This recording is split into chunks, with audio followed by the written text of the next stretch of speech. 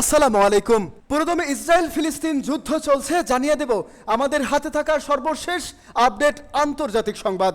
উত্তরে হিজবুল্লাহর কাছে যুদ্ধ হেরে গেছে কট্টর ইসরায়েল। আরও জানিয়ে দেব কট্টর ইসরায়েল বিরোধী হামলার ফুটেজ প্রকাশ করলো ইয়েমেনি বাহিনী। অন্যদিকে গাজায় ইসরায়েলি গণহত্যায় 90% ফিলিস্তিনি বাস্তুচ্যুত হয়েছেন। আরও জানিয়ে দেব দক্ষিণ লেবাননে ইসরায়েলি হামলায় শিশুসহ নিহত 8।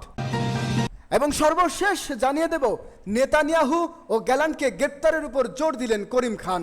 এতক্ষণ শুনছিলেন সংবাদ শিরোনাম, এখন বিস্তারিত। তবে তার আগে জানিয়ে দিন কে কোথা থেকে আমাদের ভিডিওটি দেখছেন এবং শুনছেন। উত্তরে হিজবুল্লাহর কাছে যুদ্ধে হেরে গেল ইসরায়েল। ইহুদিবাদী ইসরায়েলের সাবেক যুদ্ধমন্ত্রী এবিগডল লেভারম্যান ইসরায়েল উত্তরের যুদ্ধে লেবাননে ইসলামী প্রতিরোধ আন্দোলন হিজবুল্লাহর কাছে হেরে গেছে আলহামদুলিল্লাহ। গতকাল সামাজিক মাধ্যম এক্স পেজে দেয়া এক পোস্টে তিনি লিখেছেন, উত্তর ইসরায়েলে বসতি স্থাপনকারীদের উপর গত সপ্তাহে শত শত রকেট এবং ড্রোন হামলা হিজবুল্লাহর হুমকি মোকাবেলায় ক্ষমতাসীন মন্ত্রিসভার অক্ষমতার প্রমাণ। তিনি বলেন, ইসরায়েলি সামরিক বাহিনী প্রধানত বিমান বাহিনীর কার্যক্রম হিজবুল্লাহর হামলা থামাতে পারেনি। উত্তরের বাসিন্দাদেরকে প্রতিদিন বোমা আশ্রয় কেন্দ্রের কাছাকাছি থাকার জন্য নির্দেশ দেওয়া হয়। লিবারম্যান বলেন, চলমান সংঘাতের ফলে উত্তর থেকে বাস্তুচ্যুত হওয়া হাজার হাজার ইসরায়েলি বসতি স্থাপনকারী জানে না এবছর স্কুল চালু হবে কিনা। এছাড়া এই অঞ্চল থেকে অনেক কারখানা এবং কর্মশালা অন্য এলাকায় স্থানান্তরিত করা হয়েছে। বর্তমান ইসরায়েলি প্রশাসনের জন্য উত্তরাঞ্চলের চ্যালেঞ্জগুলো কঠিন, ফলে তাদের ক্ষমতায় থাকার কোনো অধিকার নেই। এদিকে ইসরায়েলের চ্যানেল 12 পরিচালিত সাম্প্রতিক এক জনমত জরিপে দেখা যায় শতকরা 75% বসতি স্থাপনকারী বিশ্বাস করে যে ইসরায়েলের উত্তরের যুদ্ধ পরিচালনা খুবই দুর্বল ছিল। সূত্র পার্স টুডে। ইসরায়েল বিরোধী হামলার ফুটেজ প্রকাশ করলো ইয়েমেন বাহিনী। ইয়েমেনের সশস্ত্র বাহিনী লোহিত সাগরে একটি তেল ট্যাঙ্কার লক্ষ্য করে সাম্প্রতিক ইসরায়েল বিরোধী অভিযানের একটি ভিডিও প্রকাশ করেছে।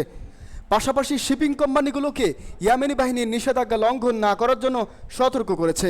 গতকাল প্রকাশিত ফুটেজে গ্রিক পতাকাবাহী একটি ট্যাঙ্কারের বিস্ফোরণ ঘটতে দেখা যায়। ট্যাঙ্কারটিতে চলতি সপ্তাহে শুরুতে হামলা করা হয়। ইয়েমেনের সশস্ত্র বাহিনী এক বিবৃতিতে বলেছে, আমাদের বাহিনী গ্রিক জাহাজ সুনিয়নকে লক্ষ্য করে হামলা চালিয়েছে, যার মালিক কোম্পানি ইসরায়েলি বন্দরগুলোর একটিতে প্রবেশ করে ইয়েমেনের নিষেধাজ্ঞা লঙ্ঘন করেছে। ইয়েমেনি সশস্ত্র বাহিনী তাদের আরোপিত নিষেধাজ্ঞা লঙ্ঘন না করার জন্য জাহাজ কোম্পানিগুলোকে সতর্কতা পূর্ণ ব্যক্ত করেছে এবং পরবর্তীতে নিষেধাজ্ঞা লঙ্ঘন করা হলে গুরুতর ও ধ্বংসাত্মক পরিণতির মুখে পড়তে পারে বলে হুঁশিয়ারি দিয়েছে।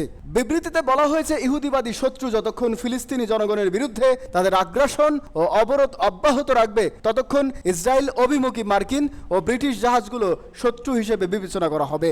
সূত্র পার্স টুডে। গাজায় ইসরায়েলি গণহত্যায় 90% ফিলিস্তিনি বাস্তুচ্যুত। ইসরায়েলের বর্বর সামরিক বাহিনীর আগ্রাসন ও গণহত্যার কারণে অবরুদ্ধ গাজা উপত্যকার শতকরা 90% মানুষ বাস্তুচ্যুত হয়েছে। এর মধ্যে চলতি মাসে 2.5 লাখ উদ্বাস্ত ফিলিস্তিনিকে আবার তাদের এলাকা ছেড়ে চলে যেতে বাধ্য করেছে দখলদার বাহিনী। শুক্রবার জাতিসংঘের মানবিক বিষয়ক সমন্বয়ক কার্যালয় এ তথ্য জানিয়েছে। অধিকৃত ফিলিস্তিন অঞ্চলের মানবিক সমন্বয়কারী মুহান্নাফ হাদি বলেন, কেবল আগস্ট মাসে ইসরায়েলি বাহিনীর গড়ে 2 দিনে একবার করে 12টি উচ্ছেদ আদেশ জারি করেছে, যার ফলে প্রতিনিয়ত ফিলিস্তিনিদের এক জায়গা থেকে অন্য জায়গায় চলে যেতে হয়েছে। এতে 2.5 লাখের মতো বাস্তুচ্যুত ফিলিস্তিনিকে আবারও সরে যেতে বাধ্য করেছে। জাতিসংঘের এক বিবৃতিতে উল্লেখ করা হয়, সংঘাতের মধ্যে ইসরায়েলি বাহিনীর জারি করা গণউচ্ছেদ আদেশ গাজার 90% বাসিন্দাকে বাস্তুচ্যুত করেছে। এর মধ্যে অনেকেই একাধিকবার ঘরবাড়ি বা আশ্রয়স্থল ছেড়ে ক্ষতির সম্মুখীন হয়েছেন। গণউচ্ছেদ আদেশের কারণে উদ্বাস্ত ফিলিস্তিনিরা জীবন ধারণের প্রয়োজনীয় জিনিস থেকেও বঞ্চিত হয়েছেন।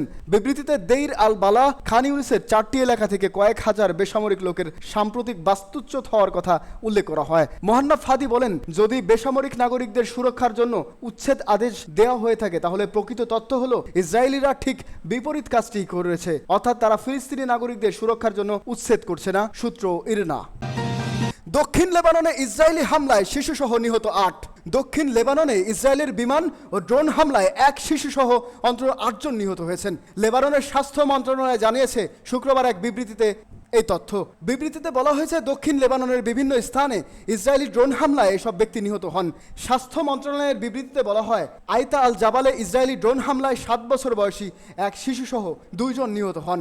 লেবাননের সরকারি national news agency of NNA বলেছেন ড্রোনটি গ্রামের একটি বাড়ি লক্ষ্য করে 2টি গাইডেড মিসাইল ছোড়ে। ইসরায়েলি বিমান হামলায় দক্ষিণ লেবাননের বিভিন্ন স্থানে আরও 6 জনের প্রাণহানি ঘটেছে। তাদের মধ্যে হিজবুল্লাহ প্রতিরোধ আন্দোলনের 5 যোদ্ধাও রয়েছে। হিজবুল্লাহ যোদ্ধাদের মধ্যে একজনকে মোহাম্মদ মাহমুদ নাজম করার লক্ষ্যে চিহ্নিত করা হয়েছে, যাকে ইসরায়েলি সামরিক বাহিনী দক্ষিণ লেবাননে হিজবুল্লাহ রকেট এবং মিসাইল ইউনিটের গুরুত্বপূর্ণ সদস্য হিসেবে উল্লেখ করেছে।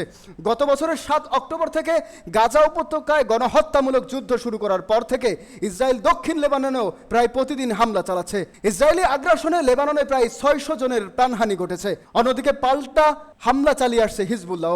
সর্বশেষ তথ্য অনুযায়ী ইসরায়েলও তাদের দখলকৃত ভূমিতে প্রতিদিন গড়ে 15টি করে রকেট হামলা চালাচ্ছে হিজবুল্লাহ।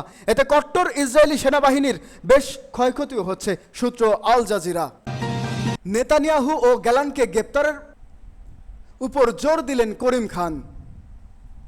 ইসরায়েলের প্রধানমন্ত্রী বেনিয়ামিন নেতানিয়াহু এবং যুদ্ধমন্ত্রী ইয়োভ গ্যালান্টের বিরুদ্ধে অবিলম্বে গ্রেপ্তারি পরোয়ানা জারি করতে বলেন আইসিসির প্রধান প্রসিকিউটর। আন্তর্জাতিক অপরাধ আদালত আইসিসির প্রধান প্রসিকিউটর করিম খান এই আদালতের বিচারকদের এ ব্যাপারে দ্রুত পদক্ষেপ নিতে বলেছেন। বার্তা সংস্থা ইরনা আরও জানিয়েছে, আন্তর্জাতিক অপরাধ আদালতের প্রসিকিউটর ইঙ্গিত দিয়েছেন কট্টর ইসরায়েলদের যুদ্ধাপরাধের বিচার করার এখতিয়ার এই আদালতের রয়েছে। তিনি বিচারকদের বলেছেন, যত তাড়াতাড়ি সম্ভব ইহুদিবাদী প্রধানমন্ত্রী বেনিয়ামিন নেতানিয়াহু এবং তাদের যুদ্ধমন্ত্রী ইয়োভ গ্যালান্টের বিরুদ্ধে সিদ্ধান্ত নেওয়া উচিত। তিনি বলেন, যে কোনো অযৌক্তিক বিলম্ব করা হলে এই অপরাধীর শিকারদের অধিকার লঙ্ঘন করা হবে। অধিকৃত ফিলিস্তিনের যুদ্ধাপরাধ এবং মানবতা বিরোধের অপরাধের জন্য নেতানিয়াহু যে দায় তার পক্ষে যৌক্তিক বহু প্রমাণ রয়েছে। করিম খান স্পষ্ট করে বলেন, আন্তর্জাতিক অপরাধ আদালতের বিচারকদের জন্য ইহুদিবাদী যুদ্ধাপরাধের বিরুদ্ধে গ্রেপ্তারি পরোয়ানা জারি করার সিদ্ধান্ত নেওয়ার জন্য কোনো সময়সীমা বেঁধে দেওয়া নেই। ইচ্ছাকৃতভাবে ফিলিস্তিনি বেসামরিক নাগরিকদের টার্গেট করা সহ বিভিন্ন অভিযোগে ইহুদিবাদী সরকারের ঊর্ধ্বতন কর্মকর্তাদের গ্রেপ্তারের দাবি করেছেন করিম খান। যদিও গত মাসে নেতানিয়াহু আন্তর্জাতিক অপরাধ আদালতে ইসরায়েলের অপরাধের তদন্তের প্রতিক্রিয়ায় এসব পদক্ষেপকে ইতিহাসের অপমান বলে অভিহিত করেছেন। অপরদিকে নেদারল্যান্ডের হেগ শহরে অবস্থিত International Court of Justice ICJ ভোটাভুটির ফলাফল অনুযায়ী রাফা ক্রসিংয়ে ইহুদিবাদী ইসরায়েলের সামরিক অভিযান অবিলম্বে বন্ধের আদেশ জারি করেছেন। মানবিক সাহায্য প্রবেশের পথ উন্মুক্ত করতে এই ক্রসিংটি পুনরায় চালু করার আহ্বান জানান। সূত্র পার্স টুডে।